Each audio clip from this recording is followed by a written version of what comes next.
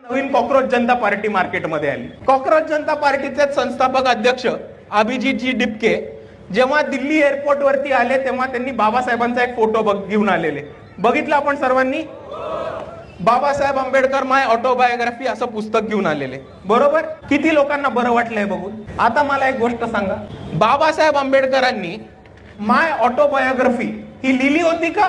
बाबासाहेबांनी आत्मचरित्र लिहिलंच नाही कधी त्यांचं। बाबासाहेबांचं एक पुस्तक होतं, मध्ये त्यांनी स्वतःचा अनुभव लिहिला होता, वेटिंग फॉर अ व्हिसा नावाचं। बाबासाहेबांनी आत्मचरित्र लिहिलंच नाही, तरी हे भाऊ बाबासाहेब आंबेडकर माय ऑटोबायोग्राफी न्यूयॉर्क वरनं घेऊन आले, अमेरिकेवरनं। आता जर तुम्ही अभिजीत डिपकेंनी जे पुस्तक पकडलेलं ते बघितलं तर ते बाबासाहेब आंबेडकर माय ऑटोग्राफी नावाचं पुस्तक आहे।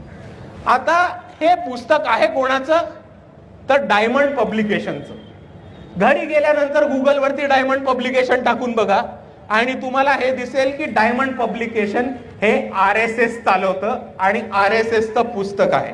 बऱ्याचशा महामानवांवरती चुकीचा इतिहास सांगणं, RSSच्या समरसतावादी भूमिकेतनं बाबासाहेब सांगून जाणारं हे पुस्तक आहे।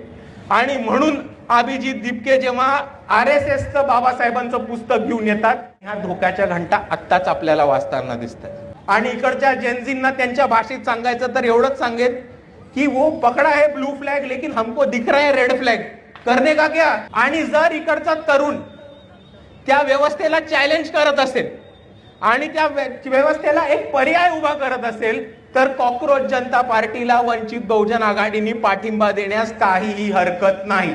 पण तुम्ही बदल घडवताय तो कुठल्या दिशेने बदल घडवताय, तुम्ही कोणत्या विचारधारेचे आहात आणि तुम्ही कोणत्या दिशेने जाणार आहात, हा आमचा अधिकार आहे तुम्हाला प्रश्न विचारायचा आणि आम्ही तो प्रश्न विचारणारच।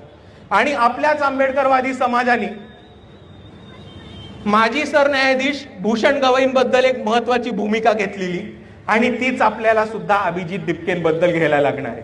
ती अशी होती की माणूस जातीने कोणत्याही जातीचा असो फरक पडत नाही, विचारांनी आंबेडकरवादी पाहिजे।